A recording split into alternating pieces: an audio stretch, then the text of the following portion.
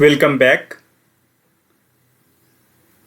So, in previous class, we have discussed about the motivation as well as definition of the Fourier series, and what we have observed that using this particular series notion, it is possible to express non-sinusoidal periodic signal into sinusoidal series of sinusoidal periodic signal.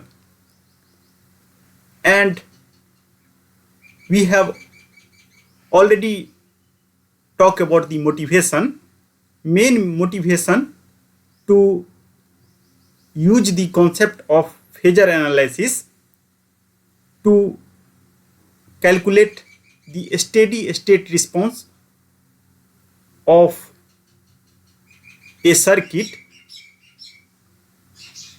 to a non-sinusoidal periodic excitation. That is our main goal. And in order to fulfill this goal,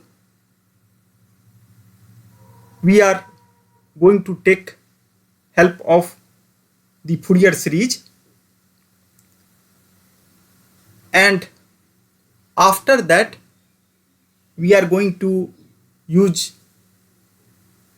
the concept of phasor analysis, and finally by use of superposition principle it is possible to calculate the complete response of the circuit in presence of non-sinusoidal periodic excitation. So let us come to the steps for the applying Fourier series to find the steady state response of a circuit. So I am going to write the steps. So steps for applying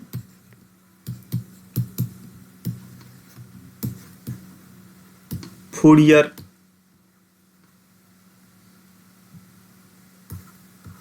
series. So first step is express the excitation, and I am assuming that excitation is non-sinusoidal periodic signal as a trigonometric Fourier series, because so far we have learned about the trigonometric Fourier series.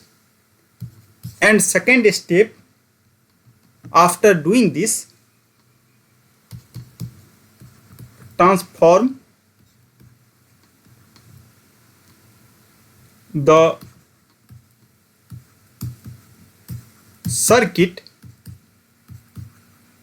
from the time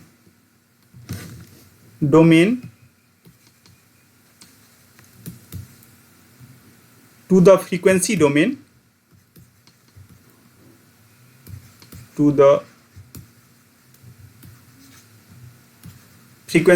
because I am planning to use the phasor analysis. Due to that reason, I am going to perform the second step, and after that let us come to the third step.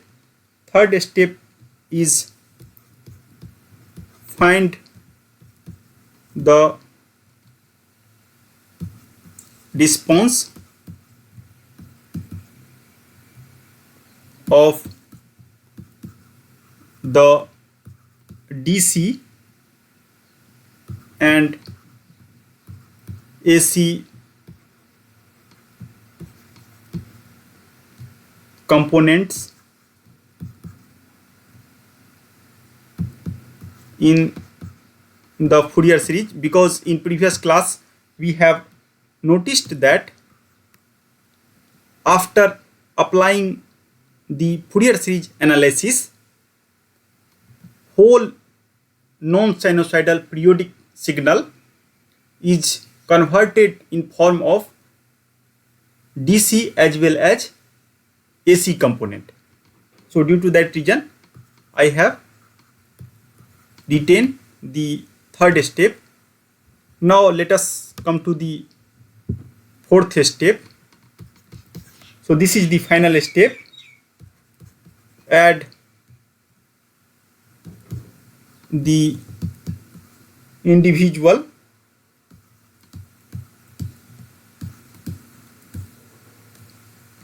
DC and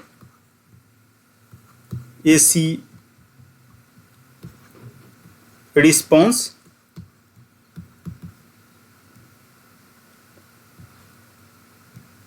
using the superposition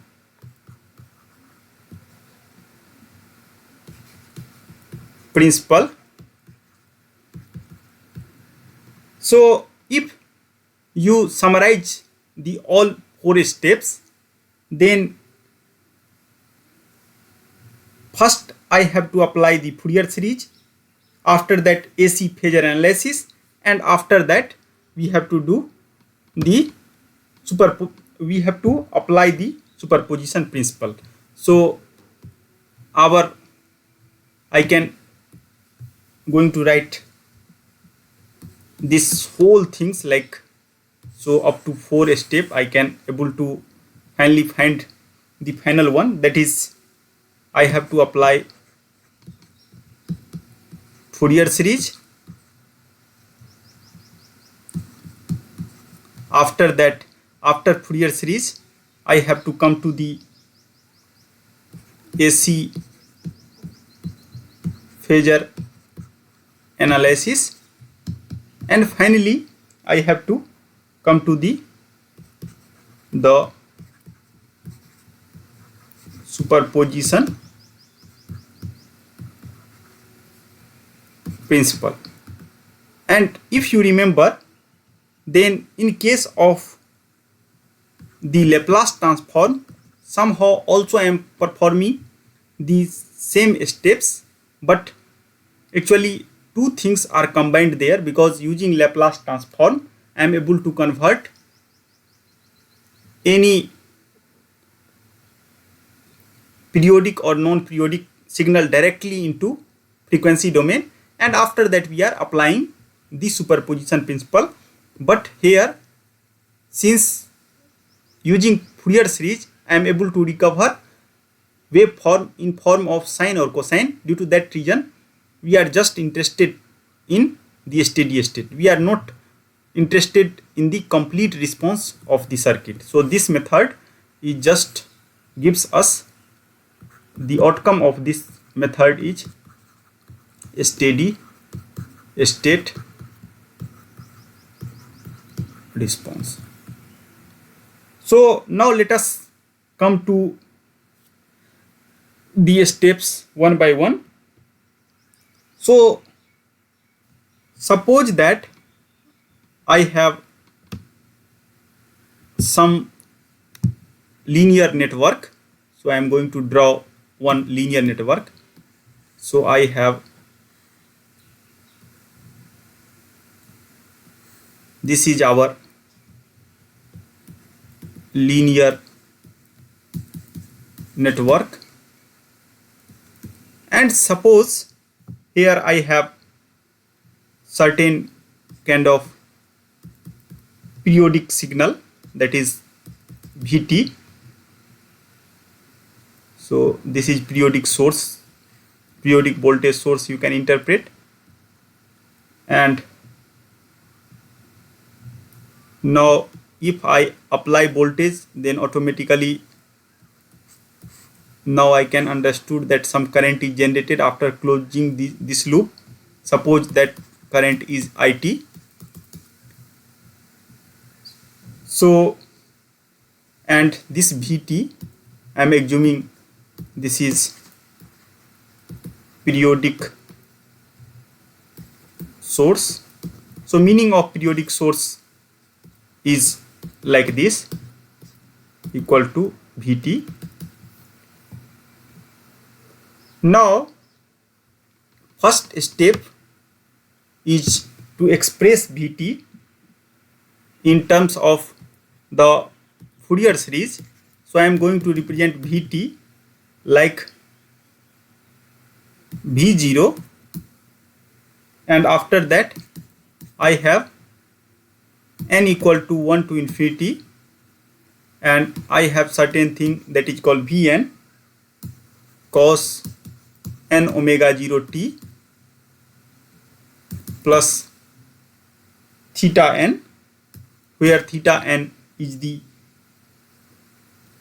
phase. So I can also write the Fourier series in this form.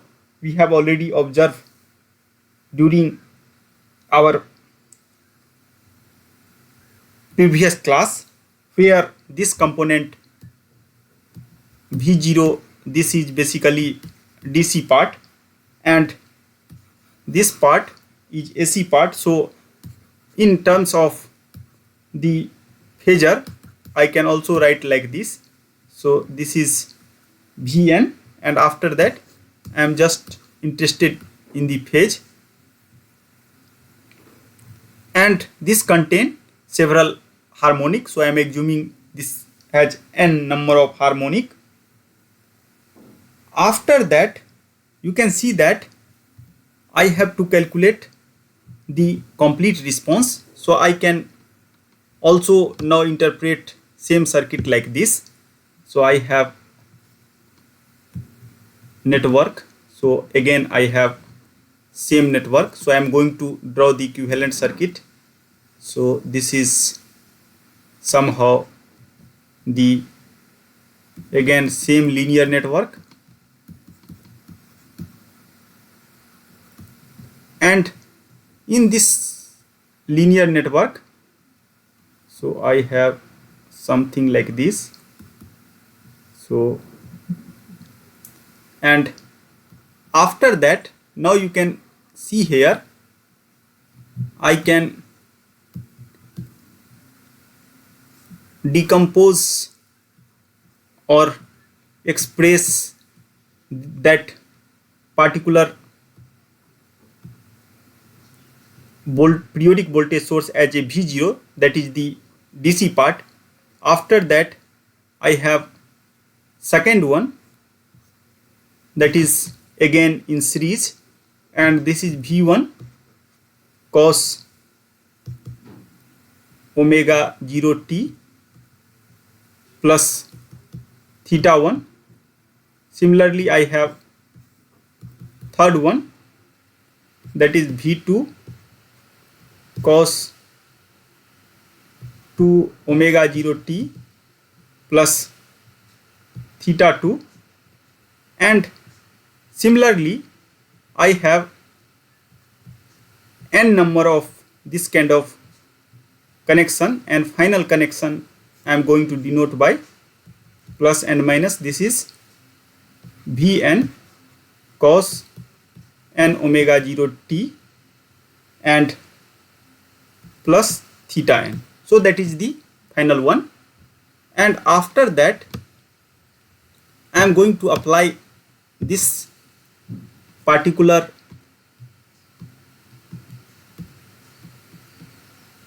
n number of voltage source to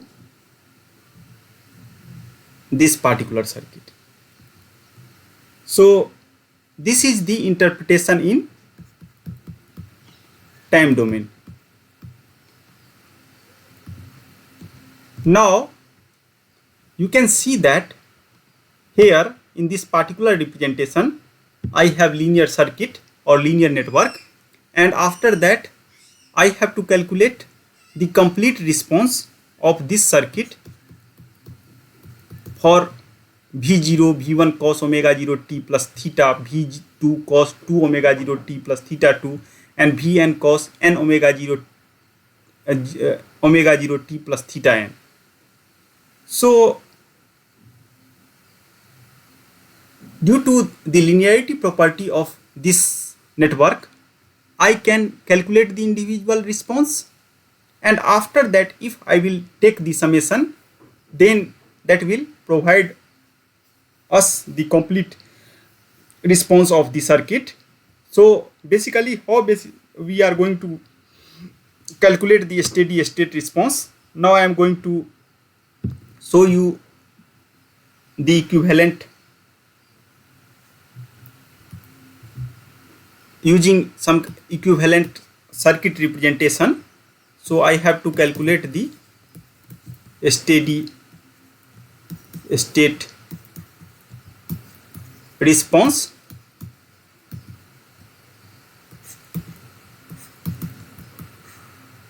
So I am assuming that I have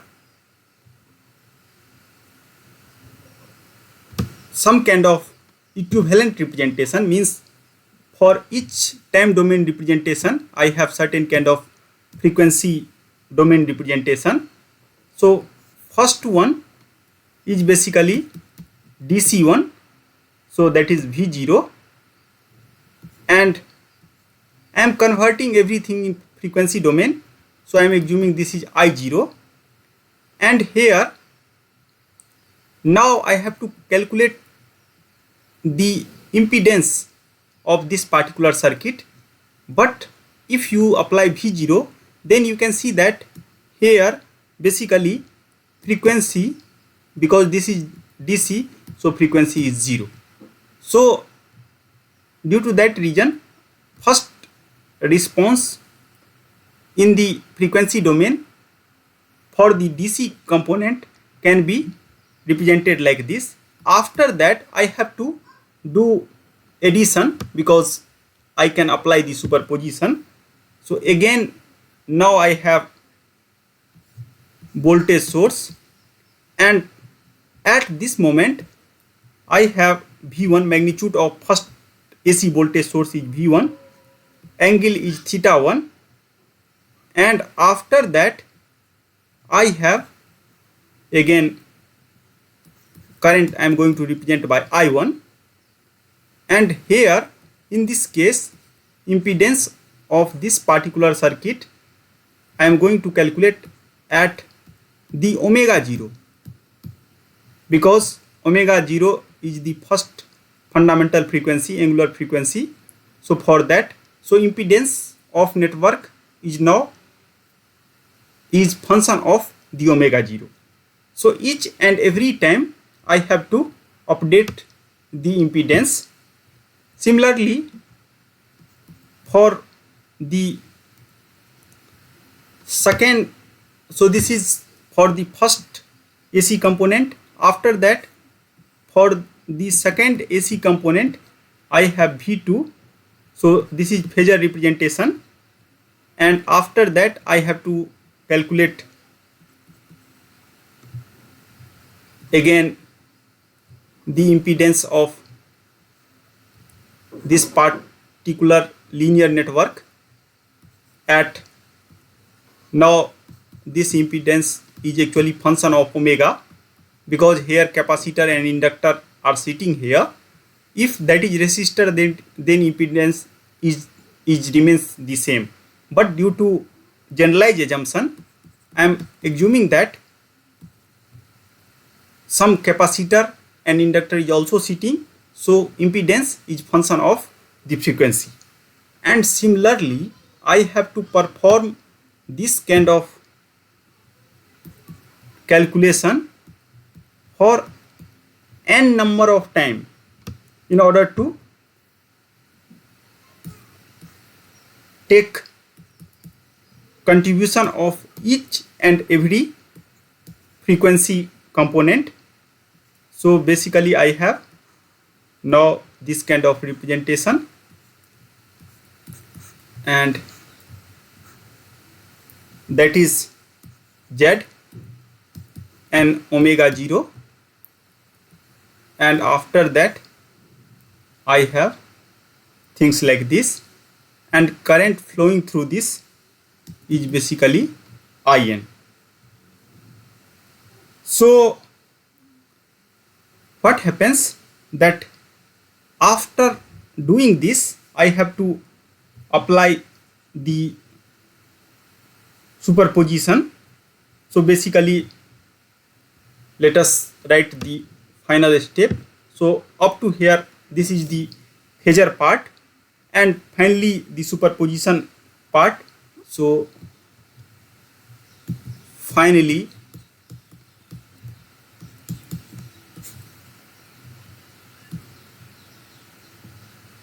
following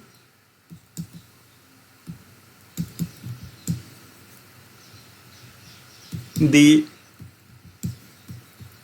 principle of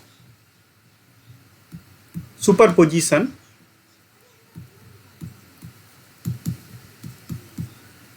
I can write IT, that is I0t due to DC, and after that I have I1t due to first component of AC, I2 to T due to second one, and similarly I have to do for n time, and this is nothing but because either for DC both phasor representation and this is exactly same, so here I0, and after that here I have to do for n equal to 1 to infinity, and here IN is the magnitude, and after that I have to, since here everything is represented in form of cos, so same kind of cos terms comes into picture, and for each frequency I have cos n omega 0 t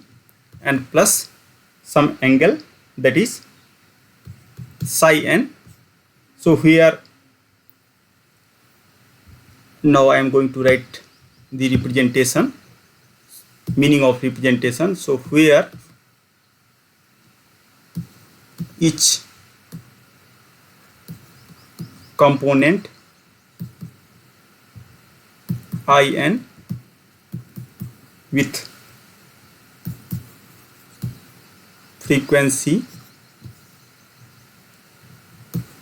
and omega 0 has been transformed to the time domain to get INT, and psi n is, this is called PC notion of this mathematical notion is called PCN is the argument of IN. So this is the theoretical part, that how to calculate a steady state response in presence of the periodic non-sinusoidal voltage or current source. Now let us come to one example, and I have already told you that in order to save my time, same like in previous class, I have first already solved the numerical, and after that I will just explain you the each and every steps of the solving of the numerical. So let us come to the numerical part. So here I am going to apply some kind of periodic function, and if you see this periodic function, then that is exactly I have taken like the previous class. So this represent some kind of a square wave, with period t equal to 2 and angular frequency, fundamental angular frequency omega 0, that is 2 pi by t, t is 2, so that is pi. So this is the voltage source, and I am going to apply this kind of voltage source to this R and RL network basically, and I have to find the response of V0t of the circuit.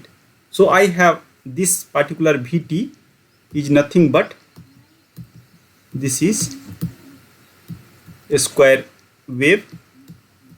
So first step is to do Fourier series, and in previous class I have already done the Fourier series of that particular function. So directly I am taking that kind of Fourier series representation from my previous class example, and we have seen that is 1 by 2, 2 by pi, and summation k equal to 1 to infinity like this. Now let us come to the second part. So second step that we have to do, we have to apply the phasor. So in order to apply the phasor, first I have to calculate the impedance. So I have to calculate the impedance of this particular circuit, and if you convert this particular inductor in frequency domain, it is possible to show that is j omega, and after that L, so that is 2. So due to that reason, basically I have written here. So but here I have n number of different frequency. So for each frequency I have different impedance, and since R and that inductor are in series, so I can write voltage across the inductor like this, that is nothing but j omega n L. So now that, because in frequency domain behavior of the capacitor or inductor is just like resistor, so you can able to calculate this voltage, and this is V. I am writing again, I have converted this input excitation voltage in form of phasor, so I can denote like this, where R is 5 ohm. So this is the generalized voltage V0 across the inductor after applying the generalized frequency omega n. Now I have to change omega n for 0, 1, 2, 3, and after that I have to apply the superposition. So in order to get the first component, I am going to substitute omega n equal to 0 for n equal to 0.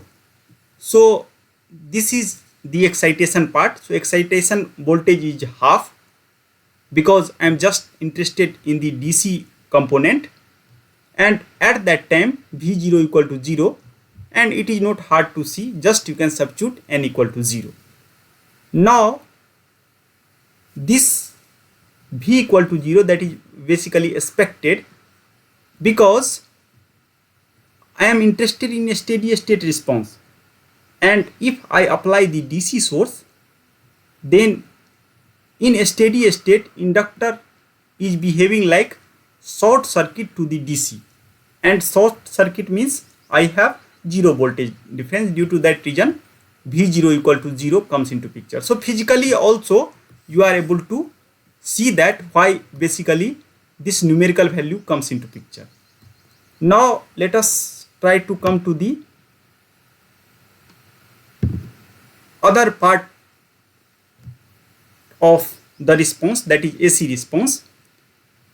In this case, if you see that I can represent input in form of phasor, that is like this is the amplitude and this is the phase.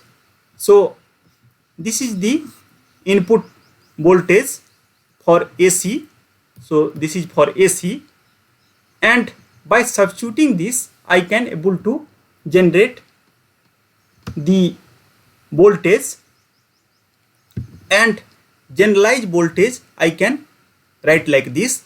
So I have converted everything in form of phasor, and after that finally I am doing the manipulation of this particular complex number, and after that I am able to get this quantity.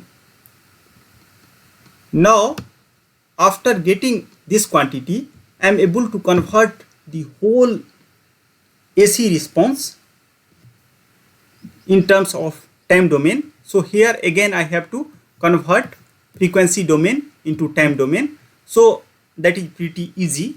Just I have to write the magnitude, and after that I have to write the phase. This part remains this same, that is n omega 0 t. So in this way I am able to calculate the odd part of harmonic, means complete part. So suppose that if you just consider 3, because after that this response is further going to decay, so I am assuming that up to 3 that is going to dominate, but in this way I can calculate the complete response. So whenever you have any excitation non sinusoidal periodic input, you can able to generate the output response by these 3 steps. And due to this reason, Fourier series analysis is one of the most important topic of the circuit analysis, because using the help of this I am able to generalize the phasor analysis for non-sinusoidal input also. That is the main beauty. With this discussion I am going to close the today's lecture.